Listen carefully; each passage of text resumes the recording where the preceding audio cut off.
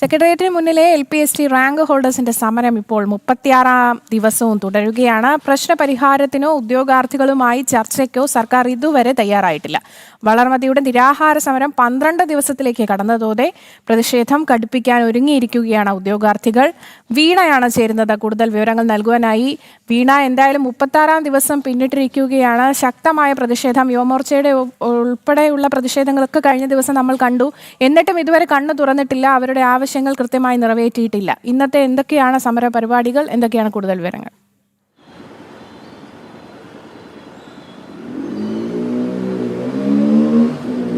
ആര്യശ്രീ, രാഖി, നമസ്തേ. തലസ്ഥാന നഗരം സമാനതകളില്ലാത്തൊരു നിരാഹാര സമരത്തിന് തന്നെയാണ് കഴിഞ്ഞ 12 ദിവസം സെക്രട്ടേറിയറ്റ് പടിക്കലാണ് 36 ദിവസം നീണ്ടു നിൽക്കുന്ന സഹന സമരം ആരംഭിച്ചിട്ട് ഇന്ന് പൂർത്തിയായിരിക്കുന്നത്.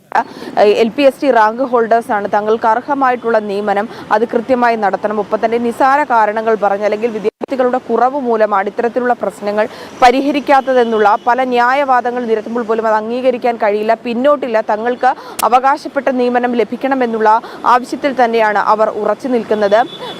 ഈ വിദ്യാർത്ഥികൾക്ക് അറിവ് പകർന്നു നൽകേണ്ട അധ്യാപകരാണ് ഇത്തരത്തിൽ തങ്ങൾക്ക് നീതി ലഭിക്കുന്നതിന് വേണ്ടിയിട്ട് ഒരു നിയമനത്തിനായി അവർ കാത്തു നിൽക്കുന്നതെന്നുള്ളതാണ്.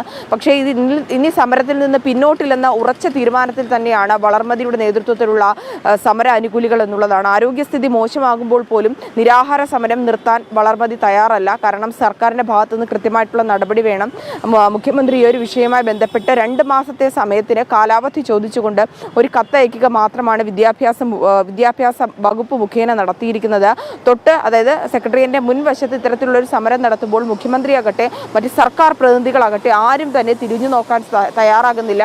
ഇത്തരത്തിലുള്ള നിഷേധാത്മക നിലപാട് അത് അംഗീകരിക്കാൻ സാധിക്കില്ല. സർക്കാരിന്റെ അവഗണനയ്ക്കെതിരെ സമരവുമായി മുന്നോട്ട് പോകാൻ തന്നെയാണ് അവരുടെ തീരുമാനം. ആദ്യം മണ്ണ് നിന്ന് പ്രതിഷേധിച്ചു, പിന്നീട് പുല്ല് നിന്നവർ പ്രതിഷേധിച്ചു. ഇനി ചിതയൊരുക്കൽ സമരം അടക്കമുള്ള സമരങ്ങൾ കടുപ്പിച്ചുകൊണ്ട് ആ സമരമുറകൾ അടക്കം സെക്രട്ടറിയുടെ പടിക്കൽ നടത്താനാണ് അവരുടെ തീരുമാനം. സർക്കാരിന്റെ ഇത്തരത്തിലുള്ള നിഷേധാത്മക നിലപാടിൽ നിന്ന് പിന്നോട്ട് പോകില്ല എന്നുള്ള ഉറച്ച തീരുമാനത്തിൽ തന്നെയാണ്. തങ്ങൾക്ക് വേണ്ടിയിട്ട് മാത്രമല്ല, ഇത്തരത്തിൽ റാങ്ക് പട്ടികയിൽ വന്ന് നിയമനം കാത്തു നിൽക്കുന്ന ഒരുപാട് ഉദ്യോഗാർത്ഥികളുണ്ട്.